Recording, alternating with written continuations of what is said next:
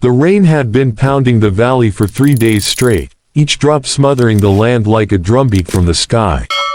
The normally tranquil Greenwater River had become a savage torrent, swollen beyond its banks, curling and foaming with mud, sticks, and shattered branches.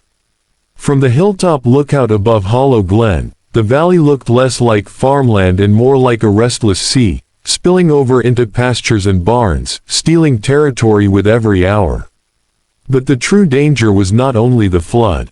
Hidden beneath the frothing brown currents, another predator stirred, drawn upriver from the lowland swamps where it normally lurked.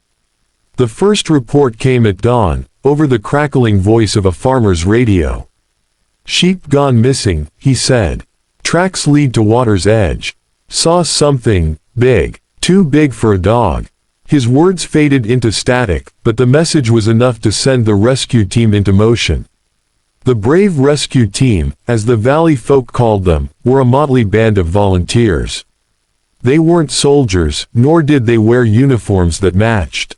But what they lacked in formalities, they made up for in grit, coordination, and an uncanny ability to do the impossible when the valley needed it most.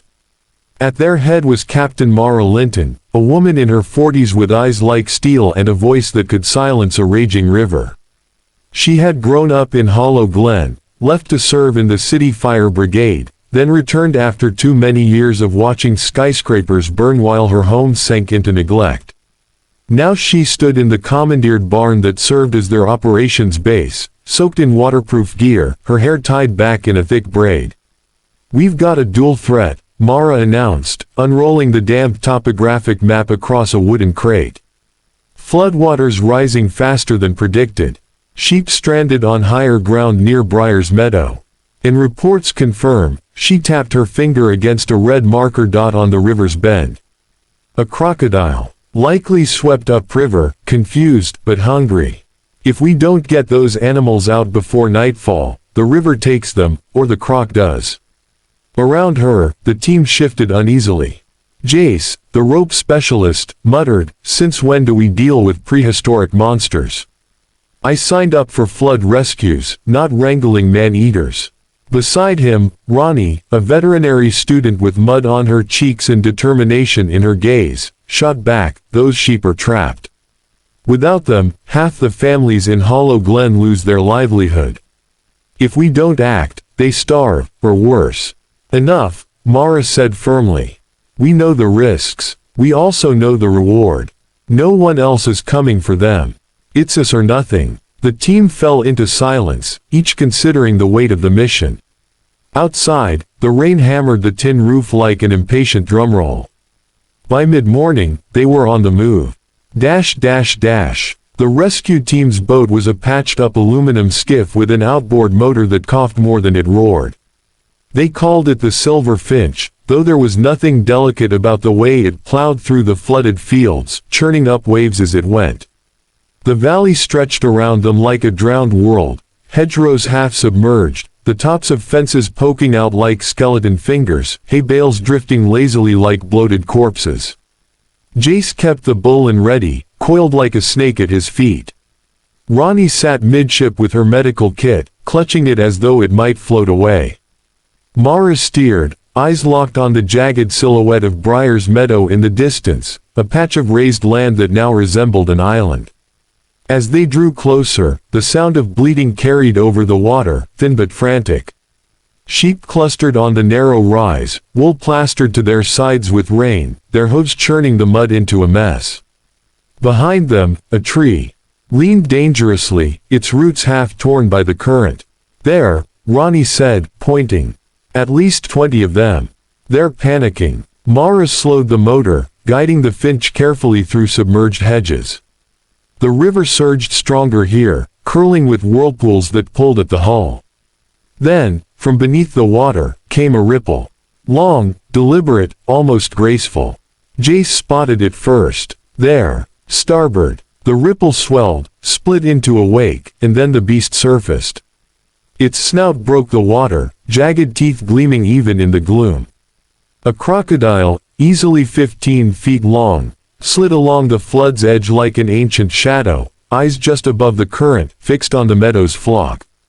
The sheep bawled louder, pressing against each other in fear.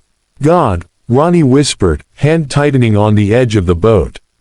The croc sank again, vanishing with only a faint swirl to mark its path. Mara clenched the tiller. "We move fast. Jace, ropes. Ronnie, keep the animals calm when we get close. If that thing surfaces again, we'll deal with it then." "And how exactly do we deal with it?" Jace muttered, though he was already looping the rope over his shoulder. "With courage," Mara said flatly. Dash dash dash. The finch grounded against the muddy rise, and Jace leapt out, boots sinking deep. He tied the boat to the leaning tree, then helped Ronnie clamber ashore. The sheep, startled by the new arrivals, skittered back but had nowhere to run. Their eyes rolled white, nostrils flaring, breaths sharp and frantic. Ronnie moved among them gently, murmuring, hands low and slow. She checked for injuries, tugging branches out of tangled wool, her calm presence settling the flock bit by bit. "They're scared, but not hurt," she reported. "If we can ferry them in groups, they'll make it." Mara nodded, scanning the water. Every ripple made her pulse spike.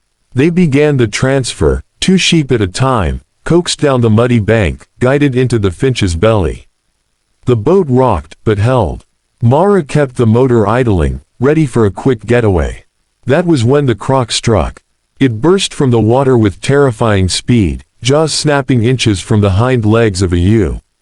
The sheep screamed, bolting upward. Ronnie shoved it aside just in time, but the force sent her tumbling into the mud. Jace swung his rope like a whip, the line cracking across the croc's snout. The beast recoiled, hissing, water cascading off its armored back. Its tail lashed, sending waves that rocked the finch violently. "Back!" Mara roared, brandishing an oar like a spear. She slammed it against the hull, the loud crack echoing across the meadow.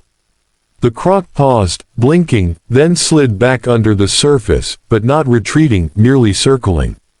Ronnie scrambled up, mud plastered to her coat, chest heaving. "It's hunting them. It won't stop." "Then we don't stop either," Mara said. "Load faster. Dash dash dash." The next hour became a frantic rhythm of danger and determination. Sheep were coaxed down, ferried across, and returned for more. The croc struck again and again, each time testing their defenses, sometimes lunging at the boat, other times thrashing at the shallows. Once, it nearly capsized the finch, only Jace's quick counterweight keeping them afloat. But the team adapted. Jace used his ropes to lash frightened sheep together, making them easier to guide. Ronnie whispered calming words into trembling ears, stroking wool even as her own hands shook.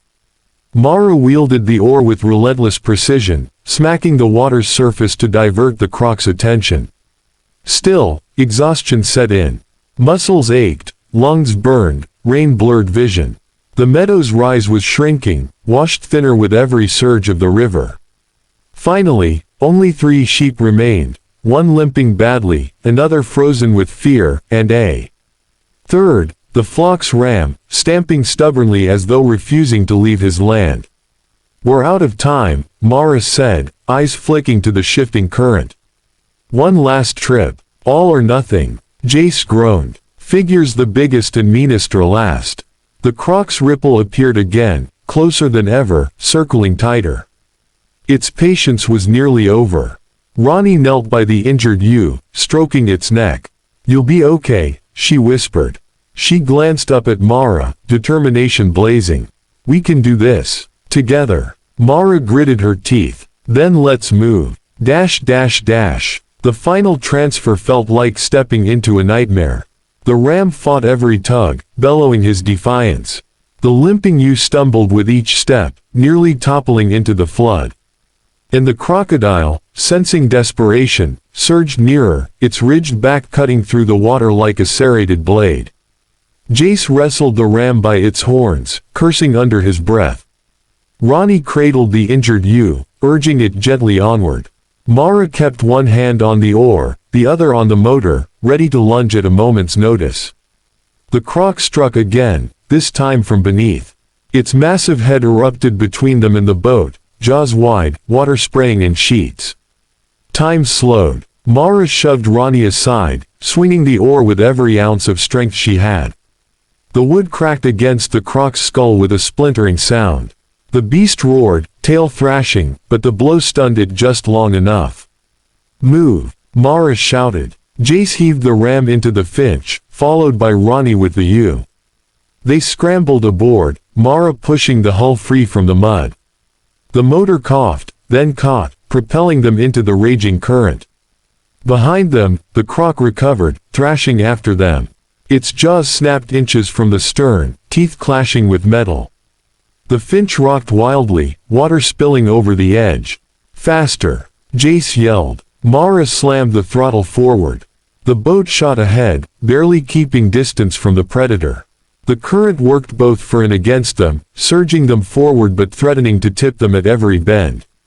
For what felt like an eternity, it was a race, man and beast against the river. But gradually, the croc's energy waned. Its lunges grew slower, its body dragged by the current's fury.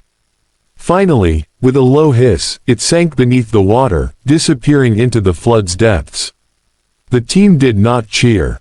They only breathed, ragged, shuddering breaths, as the Finch pushed toward higher ground. Dash dash dash. By late afternoon, the sheep were safe, huddled in a dry barn on the hillside, tended by grateful farmers. The rescue team sat nearby, soaked to the bone, covered in mud, too tired to even remove their gear. "You realize," Jace said hoarsely, "we just played tug-of-war with a dinosaur and won." Ronnie gave a weary laugh, stroking the ewe she had saved. "Not one. Survived. That's enough." Mara sat apart, staring down at the swollen valley below. The floodwaters still raged, swallowing fences and homes, reshaping the land. But the sheep lived, and with them, hope. When the villagers came, carrying bread and blankets, offering thanks with tears in their eyes, Mara finally allowed herself a small smile. The brave rescue team had faced the river. They had faced the predator.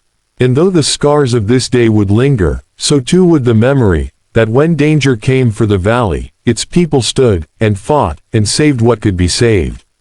Above, the rain began to ease, thinning into a drizzle. For the first time in days, a break in the clouds revealed a sliver of pale sunlight, gleaming on the water like a promise. The valley would endure, and so would they.